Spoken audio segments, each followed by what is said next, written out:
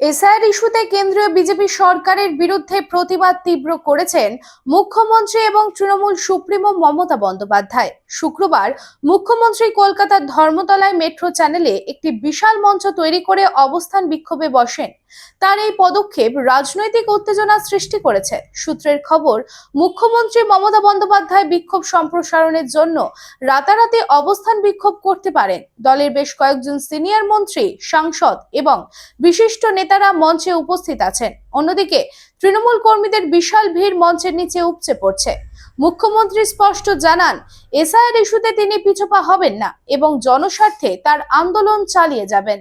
রানীগঞ্জে নিজের স্বপ্নের বাড়ি খুঁজছেন? তাহলে চলে আসুন biggest housing project Kamaladham housing complex.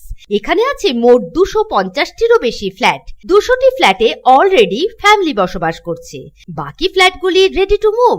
1, 2, 3 BHK যা চান তাই পাবেন।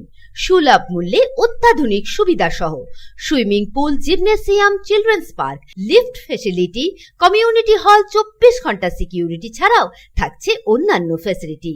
ন্যাশনাল হাইওয়ে থেকে মাত্র 400 মিটার দূরে, near Ganesh Dham housing complex, Jiradanga, Searsole, Raniganj.